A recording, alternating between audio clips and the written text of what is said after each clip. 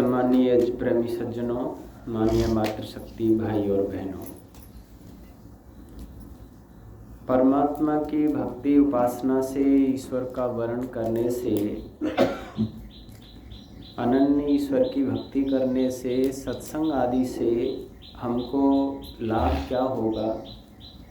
तो उसके लिए महर्षि पतंजलि जी ने कहा है 5 क्लेशों से मुक्ति। संसार में जो हम दुखी होते हैं, संसार के बंधन में जब हम बंधते हैं तो उसके मूल में कारण है 5 क्लेश।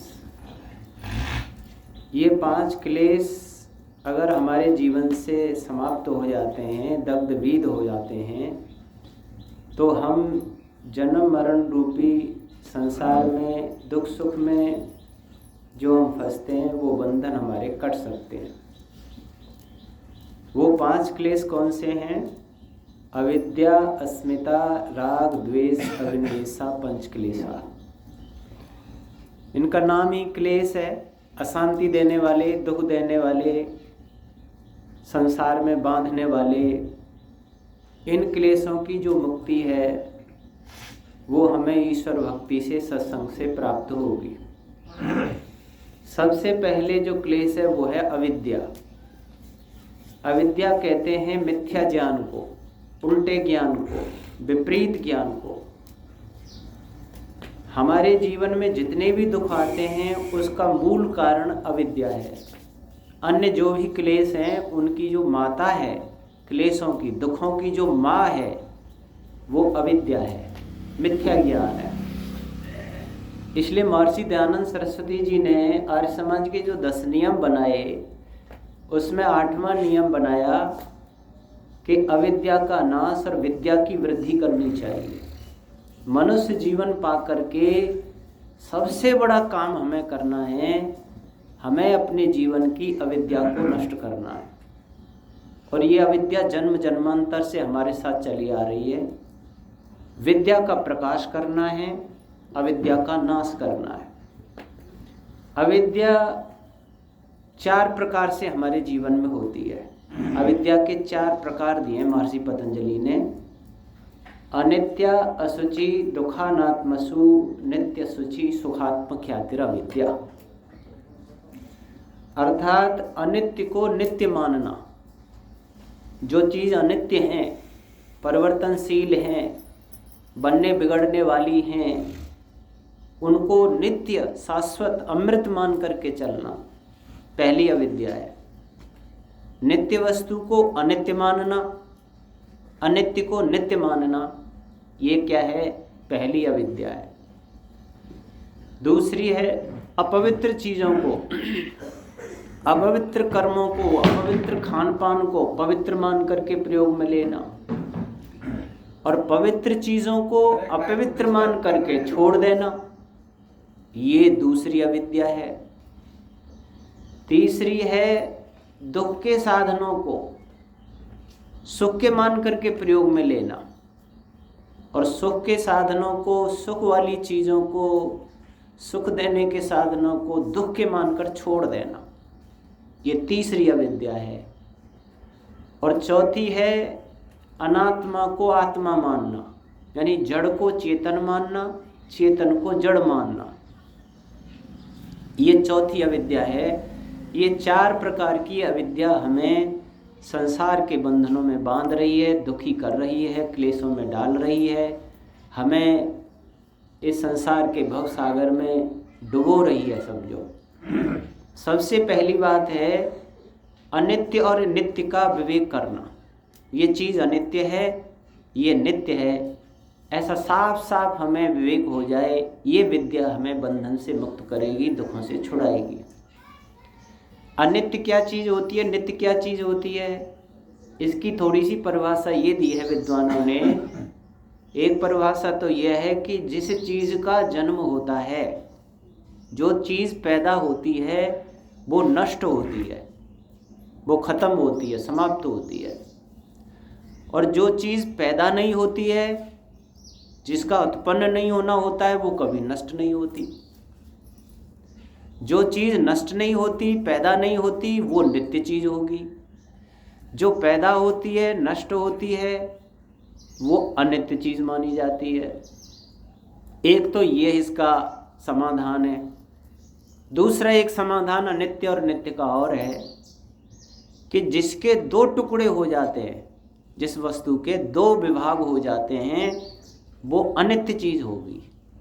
और जिसके दो टुकड़े नहीं हो सकते, तोड़ो तो टूट नहीं सकता है, एक रस रहता है, उसको क्या कहते हैं? नित्य कहते हैं। अब नित्य में तीन चीज़ें नित्य हैं, बाकी चीज़ सब अनित्य है, बाकी चीज़ सब परिवर्तनशील है।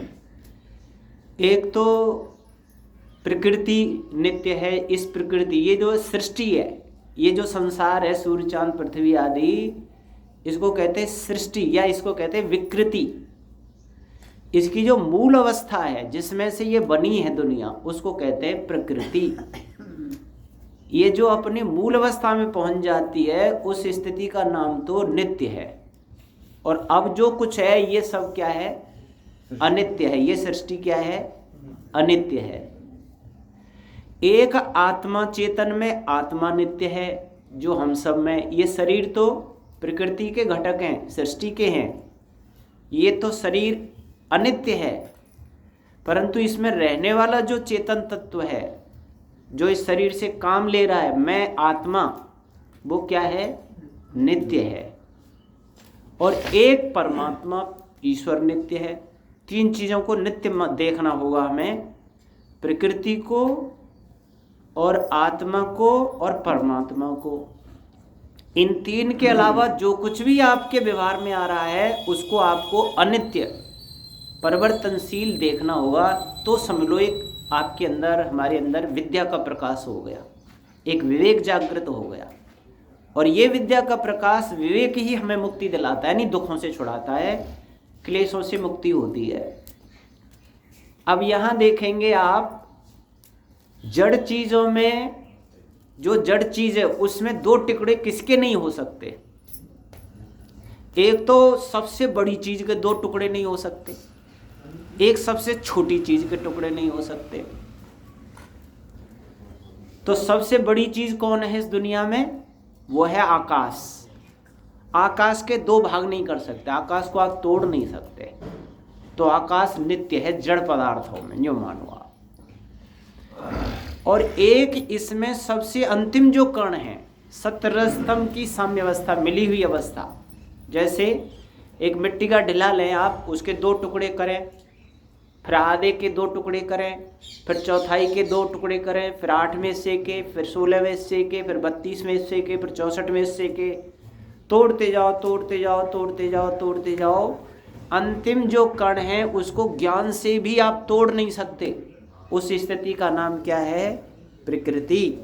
उस स्थिति को कहते हैं नित्य प्रकृति, जो हमेशा रहेगी, वो न बनती है न बिगड़ती है, वो अंतिम कण है, उसमें से ये दुनिया बनती है। तो प्रकृति में दो चीज़, अंतिम परमाणु, सतरजतम, थोड़ा सूक्ष्म विषय है, पर कोई बात नहीं, सुनना तो चाहिए, जिससे कि थोड़े बहुत संस्कार तो पड़ेंगे।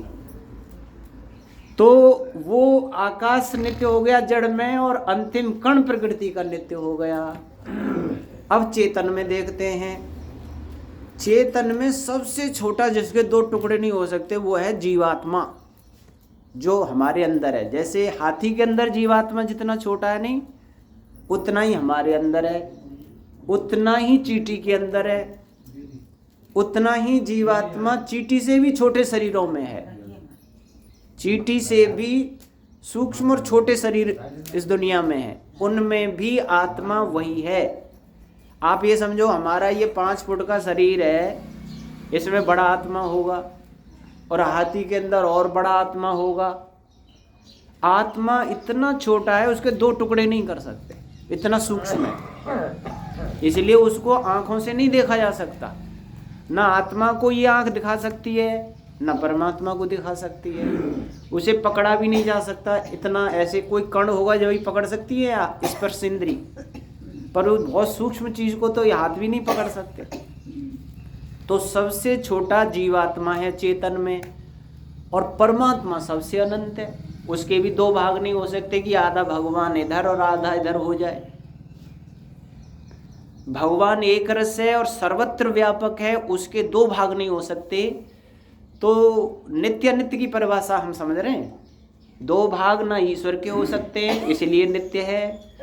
दो टुकड़े ना जीवात्मा के हो सकते हैं, इसलिए नित्य है। दो टुकड़े अंतिम प्रकृति के कण के नहीं हो सकते, इसलिए प्रकृति नित्य है। बाकी जितने भी चीज़ें हैं, जैसे ये शरीर अनित्य है, परिवर्तनशील है, ये माइक, ये मोबाइल, ये हवन कुंड, ये मकान, ये गाड़ी, ये बंगले, ये शरीर, ये वृक्ष, ये सूर्य, ये चांद, ये पृथ्वी, ये जल, ये अग्नि, ये वायु, ये सब अनित्य हैं, ये सब परिवर्तनशील है। ये बनी हैं, एक दिन ये मिट जाएंगी।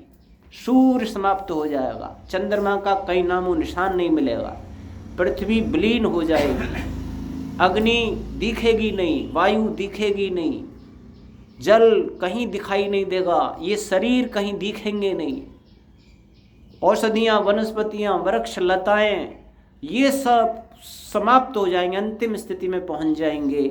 ये सब परिवर्तनशील है।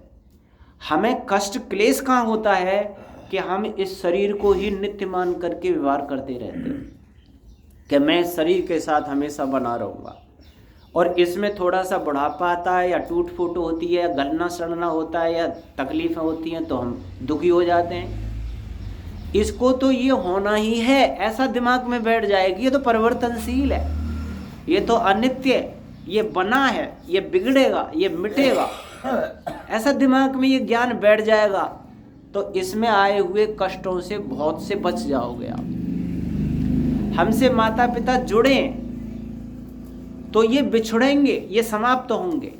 पति पत्नी जुड़े, पहले हम पति पत्नी नहीं बने थे और हम संयोग से 20, 22, 25 वर्ष में बन गए, जुड़ गए, एक दूसरे से जोड़ दिए किसी ने। तो जुड़ने से पहले अलग थे, तो अब जुड़ कर भी अलग होंगे, ऐसा नहीं हमेशा जुड़े रहेंगे। तो एक के चले जाने पर दुख क्यों होगा फिर? भाई ये नियम ही है कि अलग होने ही हैं, तो फिर रोएंगे झीकेंगे क्यों? हम जब पैदा हुए थे तब हमारे पास वो मकान नहीं था, हमने बाद में मकान बना लिया तो मकान जुड़ गया, यहाँ के ही तो बनाया। तो ये बिछड़ेगा भी, अलग होगा, टूटेगा फूटेगा। गाड़ी नहीं थी हमारे पास, ये वस्त्र नहीं थे हमारे पास, वस्त्र आए हैं तो ये वस्त्र फटेंगे टूटेंगे, गाड़ी टूटेगी फटेगी नष्ट होगी। जो पैसा हमने कमाया है यहाँ आके, पहले हमारे पास वो पैसा नहीं था, अब पैसा आ गया तो वो पैसा जाएगा, वो समाप्त होगा, सोने चांदी जाएंगे, नष्ट होंगे। जो चीज़ हमसे जुड़ी है वो अपनी उसी स्थिति में जाएगी, छूटेगी, बिछड़ेगी, अलग होगी। ये दिमाग में बैठ जाएगा जिस दिन, उस दिन तुम्हारा कितना भी नफ़ा नुकसान हो जाए, कितने भी सगे संबंधी बिछुड़ जाएं, चले जाएं, मृत्यु हो जाए, तो आपको किसी प्रकार की तकलीफ होगी नहीं, क्लेश मुक्त हो जाओगे। ये विवेक जागृत हो जाए। मैं आत्मा नित्य हूँ, मैं टूटता फूटता नहीं हूँ, मैं नष्ट नहीं होता हूँ, मैं ज्यों की तो रहता हूँ। अब थोड़ा सा शरीर में हो गया तो हाय रे हम तो मर गए, हम तो दुबले हो गए, हम तो पतले हो गए, हम तो मोटे हो गए। आत्मा न दुबली पतली होती है, न मोटी होती है। जब अपने आत्म स्वरूप को हम समझ लेंगे तो शरीर में आए हुए परिवर्तनों से कभी परेशान और दुखी नहीं होंगे, क्योंकि ये तो अनित्य ही है। मैं नित्य शाश्वत अमृत पवित्र आत्मा हूँ, मेरा कोई परिवर्तन होता नहीं है। एक आचार्य स्वदेश जी जो मथुरा में गुरुकुल चलाते हैं, उनके सानिध्य में हम कुछ समय रहे, 1 साल के लगभग पढ़े वहाँ पे। तो वो अपने जीवन की एक घटना बता रहे थे कि मेरी एक बहन थी मुन्नी नाम की, उसकी शादी हो गई और वो कुछ समय ससुराल में रही और अचानक उसकी मृत्यु हो गई। मैं नैष्ठिक ब्रह्मचारी था गुरुकुल कालवा में। मुझे पता चला तो मुझे शांति सांत्वना देने के लिए उनके वहाँ जाना था, तो मैं वहाँ गया। जैसे ही मैं गांव के नज़दीक पहुँचा तो बहन की मुझे याद आ गई और याद आने पर मैं थोड़ा रोने लगा। तो मैंने अपने को संभाला, होश संभाला, क्योंकि मैं तो थोड़ा वेद शास्त्र पढ़ा हुआ था। तो मैंने कहा भाई ये तो संसार में आना और जाना रहेगा ही, ये तो सब शरीर अनित्य हैं, आत्माएं भी जुड़ती हैं और फिर बिछुड़ जाती हैं। कितनी आत्माएं जुड़ी और बिछुड़ गई हमसे, कोई एक बार थोड़े ही हमारा मिलन हुआ और बिछुड़ना हुआ है, अनंत काल से जुड़ते और बिछुड़ते आ रहे हैं। थोड़े समय के लिए जुड़ गए फिर बिछुड़ गए, और ये शरीर सबका ही नष्ट होना है। तो उस समय वो कहते हैं कि मेरे अंदर एक कवित्व निकला और मैंने एक कवित्व बनाया कि वे पांडु वीर अर्जुन भीम से बली हैं, कहाँ योगी राज कृष्ण जैसे साथी हुए जिनके, तेहु न वचन पाए काल कौतुकी के हाथ, कहाँ गए सुंदर शरीर आज तिनके। काल ने चवेना जैसे जगत बनाया सारा, खावे सब प्राणियों को धीरे धीरे गिन के, मिट्टी में मिला के काल बलि ने किया है ढेर, देख चली मुन्नी भी तमाशा 4 दिन के। बोला संसार में पांडु वीर अर्जुन भीम जैसे बलवान हुए थे और उनके शरीर नहीं रहे, वो चले गए। योगीराज कृष्ण जैसे उनके मित्र हुए, साथी हुए, वो भी यहाँ दुनिया में कहीं दिखाई नहीं देते, वो भी चले गए। और दुनिया के अंदर जो भी आता है वो सब चला जाता है। काल रूपी ऐसी व्यवस्था संसार में कि धीरे धीरे जैसे हम मुंह में चवेना डालते हैं और उनको मसल के समाप्त कर देते हैं, वैसे हम सब एक चवेना है काल रूपी व्यवस्था के, वो धीरे धीरे सबको खा जाता है। शरीर समाप्त हो जाते हैं, संसार समाप्त हो जाता है। ऐसे ही मुन्नी भी 2-4 दिन के लिए आई अपनी व्यवस्था के साथ और वो भी चली गई, तुझे भी एक दिन चला जाना है। तो बोला जब मेरे दिमाग में ये सिद्धांत आया तो मैं ठीक हो गया और संभल गया।